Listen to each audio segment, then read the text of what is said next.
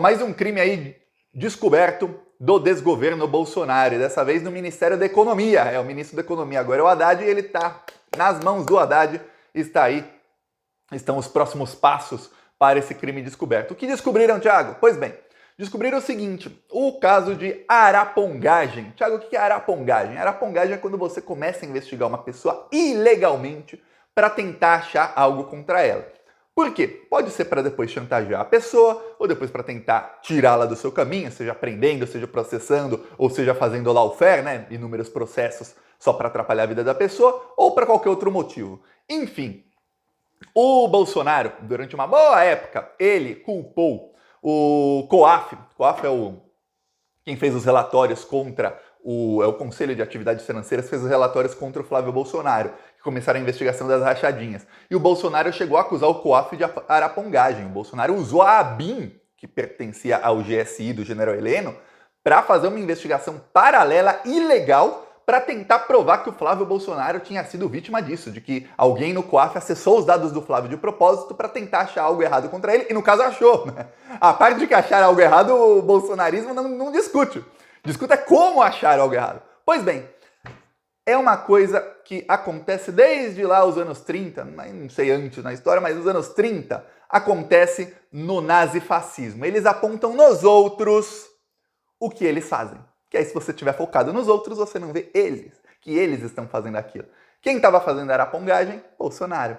Descobre-se agora que no começo do governo Bolsonaro, isso 2019, um funcionário da Receita Federal, ele foi deslocado de Cuiabá, ele trabalhava em Cuiabá, para Brasília, e ele ficou pouco tempo em Brasília. Ele tinha uma missão. Qual era a missão dele? Investigar desafetos do Bolsonaro. Pois bem, o nome do servidor é Ricardo Pereira Feitosa. Ele era coordenador geral de pesquisa e investigação da Receita. Aí ele foi transferido para Brasília, e aí nos dias 10, 16 e 18 de julho de 2019, ou seja, bem pouco tempo depois, semanas depois que ele foi transferido para Brasília, ele acessou os dados do Paulo Marinho, do Gustavo Bebiano e do Eduardo Gussen. Aí você está falando, Thiago, peraí, quem são esses? Paulo Marinho é um empresário, inclusive ele teve um encontro dele com a filha dele, que é uma cantora famosa, Júlia B. O namorado da filha dele, ele é sobrinho neto do John Kennedy, da família Kennedy, com o Lula. Ele teve um encontro com o Lula e no dia da eleição do Lula, quando o Lula foi eleito, ele publicou uma foto com o Bebiano, que era o melhor amigo dele, dizendo, cumprimos a nossa penitência, missão cumprida, derrubaram o Bolsonaro. Tá. Paulo Marinho, ele emprestou a mansão dele para ser o quartel-general da campanha do Bolsonaro em 2018. Então, o gabinete do ódio operava dentro da mansão do Paulo Marinho. O Paulo Marinho deu uma entrevista para Andréa Sadi, do Globo News, em 2019, exatamente nessa época em que estavam quebrando os sigilos deles. Eu lembro que eu fiz um vídeo sobre isso. Olha, faz quase 4 anos, eu lembro do vídeo que eu fiz. Em que eu mostrava, acho que foi a primeira ou a segunda vez que eu mostrei do meu celular alguma coisa. Eu mostrei assim, não lembro, o Paulo Marinho junto com a Andréa Sadi, e ela perguntava, então vocês faziam o que aqui na sua casa? Aí ele mostrava ali a sala, essa sala aqui ficavam vários computadores, 24 horas por dia, tal. A gente disseminava conteúdo contra a campanha do Haddad e a favor do Bolsonaro. Aí a Andréa Sadi fala, até fake news? Ele fala, até fake news. Se era bom para o Bolsonaro, a gente não questionava, a gente não perdia tempo vendo se era real ou não. A gente disseminava e saía soltando nos grupos de WhatsApp. E ali naquela entrevista ele explicava um pouquinho de como funcionava o gabinete do ódio. Um esquema bem antigo que até hoje a esquerda não conseguiu replicar. Eu fico pasmo com isso. Tá, aí olha só. O Paulo Marinho, ele abandonou o Bolsonaro. Tanto é que ele estava ali 6 meses depois admitindo fake news. Ele abandonou o Bolsonaro por quê? Porque ele tinha a promessa de que ele seria ministro e o Gustavo Bebiano, melhor amigo dele, que era coordenador da campanha do Bolsonaro. E por que o Bebiano era coordenador da campanha do Bolsonaro? 1, ele era dirigente do PSL. 2, melhor amigo do Paulo Marinho, que é quem estava cedendo a mansão ali para ser o QG da campanha. Até eu não gosto nem para ser o comitê da campanha. Vamos parar de usar gíria bolsominion, gíria de milico, QG, quartel-general, um negócio chato. Pois é. Ali era o comitê da campanha. Então, o Bebiano seria ministro da Justiça do Bolsonaro. Só que o Bolsonaro traiu o Bebiano e depois ficou-se sabendo que era uma coisa já premeditada e indicou o Sérgio Moro. O Bebiano ficou sem cargo, ele ficou num cargo bem abaixo. Bebiano também saiu do bolsonarismo, ele e Paulo Marinho passaram a ser amigos do Dória. Tá. Então, esse funcionário da Receita, bolsominion, foi transferido a Brasília única e exclusivamente, é o que tudo dá a indicar, para que ele fizesse uma investigação nos dados do Paulo Marinho e do Bebiano. Ele também investigou a esposa do Paulo Marinho e empresas que o Paulo Marinho ou a esposa dele são sócios. Ele estava investigando tudo, estava fazendo uma devassa na vida do Paulo Marinho, que é um empresário muito rico. E do Bebiano. E também fez uma devassa na vida do Eduardo Gussen. Você está falando, Thiago, quem é Eduardo Gussen? Eduardo Gussen era o Procurador-Geral de Justiça do Rio de Janeiro. Eduardo Gussen foi o procurador que começou a ir para cima do Flávio Bolsonaro no caso das rachadinhas. Então, olha só, tudo aquilo que o Bolsonaro acusava a oposição de fazer no caso das rachadinhas, que era, olha, estavam perseguindo o Flávio, fizeram arapongagem, estavam fazendo uma devassa na vida dele para achar alguma coisinha errada para fazer uma investigação e tirá-lo da vida política. Tudo aquilo, além, não apenas era mentira, como o Bolsonaro fez contra o procurador que pegou o Flávio. O Eduardo Gussen também era procurador. No pouco tempo em que o caso Marielle começou a avançar, o Procurador-Geral de Justiça do Rio de Janeiro era o Eduardo Gussen. Era isso. Então ele também teve a vida, fizeram uma devassa na vida dele nesses dias aí de 2019. Muito provavelmente não acharam nada. E eu vou te falar por que eu, Thiago, creio que não acharam nada contra os três. Esses são três que a gente já sabe que fizeram uma devassa na vida deles. Mas eu vou te falar uma coisa. Eu tenho certeza absoluta que o governo Bolsonaro fez devassa na vida. Lembra da lista lá dos 42 detratores? Tinha lá o Felipe Neto, tava o José do Portal do José, tinha vários influenciadores. Tenho certeza que fizeram uma devassa na vida deles, fizeram devassa na minha vida, porque o próprio Carlos Bolsonaro publicamente no Twitter falou para a Polícia Federal fazer isso comigo. Tenho certeza que fizeram com pessoas ligadas ao Lula, tenho certeza. Gente assim em torno do Lula, eu não tenho dúvidas. Isso será descoberto já já. Descobrimos esses três aí, 2 desafetos e um que estava investigando o filho do Bolsonaro e um assassinato que você não consegue falar desse assassinato. É impossível falar do assassinato sem você lembrar da família Bolsonaro. Estranho, né? Muito estranho. Pois bem, chegou nas mãos do Haddad. O Haddad o documento está na mesa do Haddad. Nesse exato momento, eu estou aqui numa mesa, e a mesa do Haddad tem um documento, que não está na minha, que é o documento da investigação contra esse servidor. Tem a recomendação de demissão dele e de encaminhamento dos autos para o Ministério Público Federal. Por quê? Porque se ele cometeu arapongagem, isso é crime. Outra coisa, se provar que ele vazou os dados para alguém... Se ele vazou os dados para alguém, são 4 anos de prisão por cada um dos crimes. Quer dizer, estão falando de 12 anos de prisão para o senhor aí. Mas se provar que ele vazou os dados para alguém porque alguém pediu para ele investigar essas 3 pessoas, porque eu vou falar, o que o senhor Ricardo Feitosa, que eu nunca ouvi falar, que é um servidor da Receita Federal, tem contra o procurador-geral, ex-procurador agora, geral de Justiça do Rio de Janeiro? Nada. O que o senhor Ricardo Feitosa, lá de Cuiabá, tem contra o Paulo Marinho do Rio de Janeiro? Nada. Contra o Bebiano? Nada. Então alguém mandou ele investigar essas 3 pessoas. Ele fazer a devassa na vida dessas 3 pessoas. Correto? Concorda comigo? Se a gente está concordando, vamos seguindo aí. Se alguém mandou, vai ser investigado, ele vai ser interrogado, tudo mais, tudo mais. Aí vai ter 2 opções aí o senhor Ricardo Feitosa nos próximos meses. A primeira, você vai preso sozinho. Ó que bom. A segunda, você diz quem mandou você investigar 3 pessoas que você não conhecia, que você provavelmente nunca tinha escutado falar o nome, a não ser por noticiário aí do Bebiano que era ministro, e que você resolveu investigar do nada. Diga quem são.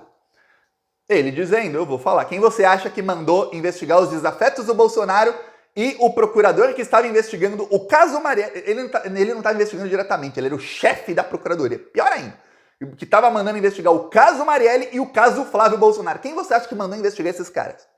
Pra quê? Pra tentar achar um errinho na vida deles, para fazer chantagem. É isso que se faz. Eu vou te explicar uma coisa. Muita gente não entende isso, isso que eu tenho que abrir a sua cabeça. Muitas das chantagens que são feitas no meio político não são chantagens com dinheiro, não são, não sei quem se vendeu. Eu vejo muita gente falando, o juíza tal, o ministro das STF, não sei quem, se vendeu, ganhou quanto, tá levando quanto. Não. Muitas vezes você vê aí umas decisões que você não entende, você vê político mudar de lado e você não entende. Isso aconteceu muito durante a Lava Jato, gente mudando de lado e abandonando a esquerda e indo para o lado dos fascistas, e você não entendia. Alguns, obviamente, oportunismo, mas outros não. Muita gente, são feitas investigações, detetives e tudo mais, acha alguma coisa e começa a chantagear a pessoa, para que a pessoa mude de lado ou para que a pessoa fique mais branda. É isso acontece muito, muito, muito. E eu vou falar o seguinte, eu li vários livros, tem um livro que é sobre assassino de reputações. E ele fala, olha, a melhor coisa para você chantagear alguém não é você oferecer dinheiro, né? Você achar alguma coisa que a pessoa não quer que ninguém descubra. Aí pronto. Você consegue fazer com que esse político, ele vai submergir e ele não vai mais te incomodar. É isso que o Bolsonaro queria fazer com 2 desafetos dele, que estavam metendo a boca no trombone falando dos crimes do Bolsonaro, e conseguiu fazer, não conseguiu, né? Tentou fazer no caso, com 2 desafetos e com o Procurador-Geral de Justiça do Rio de Janeiro. Agora vem a pior parte aí pro Bolsonaro. O Haddad está com isso aí, vai mandar para o Ministério Público. Enquanto isso, o Augusto Aras está querendo agradar o Lula agora, viu? Saiu matéria na mídia e aí é porta-voz, viu? Se não foi ele mesmo, alguém ligado a ele vazou, mas com ele sabendo para a mídia que ele tem a esperança de ser reconduzido ao cargo em setembro pelo Lula. O Augusto Aras acha que o Lula vai reconduzi-lo ao cargo dependendo de como ele se comportar. Então o que fez o Augusto Aras? Começou a ir um pouquinho mais para cima do Bolsonaro, principalmente dos golpistas da cúpula do governo Bolsonaro. Agora, olha só que coisa, o Augusto Aras pediu para o Alexandre de Moraes prorrogar o inquérito das milícias digitais, porque segundo a Procuradoria-Geral da República, há diligências a serem feitas, e algumas ainda estão no meio. Não sei que diligência é essa que está no meio da diligência, mas tá. E por isso precisa prorrogar o inquérito por mais 90 dias para que os trabalhos sejam finalizados e as denúncias sejam formalizadas. Ou seja, provavelmente aí nos próximos 90 dias, porque eu, Thiago, duvido que o inquérito seja o das milícias digitais, né? Não o dos atos terroristas. Eu duvido que esse inquérito demore mais de 90 dias agora. Em 90 dias teremos aí denúncia de todo mundo. Quem tá nesse inquérito, Thiago? Vamos falar os principais investigados. Isso é oficialmente investigado, né? Nossa, Thiago, você conseguiu uma fonte? Não, isso foi divulgado na grande imprensa. Oficialmente, pelo Supremo Tribunal Federal. Investigados nesse inquérito: 1, Jair Bolsonaro. 2, Eduardo Bolsonaro. 3, Carlos Bolsonaro. Esses são os 3 principais investigados. Aí entram aquele lá, Matheus não sei o quê, são 2 Matheus lá do Gabinete do Ódio, Tércio Arnaud do Gabinete do Ódio, aí entra Daniel Silveira, Carla Zambelli, Nicolas Ferreira, entram vários outros, aí mais abaixo entram aí centenas de bolsominions. Esse é o inquérito que está sendo prorrogado e no qual o Augusto Aras acredita que se ele for para cima dos bolsonaristas, eu duvido que ele vá para cima do Bolsonaro, mas dos bolsonaristas, ele acredita que ele tem alguma chance aí. Eu, Thiago, digo aí, ó, já espero que o Augusto Aras não veja o vídeo, a chance é 0, tá? O Lula tem 2 nomes na cabeça dele, vazou na mídia matéria que tinham 2 nomes que não estão na cabeça do Lula. Inclusive, lavajatista. Olha, mas saiu no Globo. Olha, o Lula pode, é uma dessas colunistas do Globo que odeiam o Lula. O Lula pode indicar esses 2 aqui pra PGR, hein? Um é lavajatista, fã do Sérgio Moro. Bolsominion. Aí o outro é um que realmente é anti-lavajatista. Fala, tá, que o Lula vai indicar um bolsominion. Só porque a Globo quer, né? Pra ele enquadrar o governo, pra ele começar a perseguir, como fez o Janot, que foi indicado pela Dilma, ó. Pá, mas não deu 6 meses, já tava batendo na Dilma, batendo nos ministros, batendo só na esquerda. Ele viu um crime de alguém de direita, não vi. Pegava qualquer coisinha da esquerda, crime, crime, crime, crime. Sem prova, não interessa, crime. Esse era o Janot indicado pela Dilma, lembre-se disso. O Gurgel indicado pelo Lula foi pior ainda, ele prendeu o Zé Dirceu sem provas, trouxe uma teoria lá da Alemanha, o próprio criador da teoria do domínio de fato falou, gente, ele deu uma entrevista, eu nunca vou esquecer dessa entrevista. Ele falou em outras palavras, obviamente, não com as palavras do Thiago, falou, gente, a teoria não pode ser usada nesse caso. Não faz nem sentido usar essa teoria para esse caso aí do Zé Dirceu. O procurador indicado pelo Lula usou a teoria que o próprio criador falou que não poderia ser usada para prender o Zé Dirceu sem provas. E o voto de Minerva foi da Rosa Weber, que tinha sido indicada pela Dilma 2 semanas antes. 2 semanas antes. Aí ela deu o voto de Minerva dizendo, não tenho provas, mas condeno porque eu posso. Pois bem, o Lula prendeu. A indicação do STF já está 90% sacramentada que o primeiro será o Zanin. O Augusto Aras está tentando, então agora ele pediu para Alexandre, ó, prorroga o inquérito. Tem uma coisa, o inquérito depende muito pouco do Augusto Aras, viu? É a Polícia Federal que está no inquérito. O Augusto Aras só faz a parte judicial, que é o requerimento, não sei o quê. O resto é tudo Polícia Federal. Tem uma chance, eu falei que o inquérito deve ser terminado nos próximos 90 dias. O Alexandre de Moraes, ele conversa, obviamente, com o procurador. Tem uma chance desse inquérito só terminar, isso eu cheguei a ventilar no ano passado, em outubro.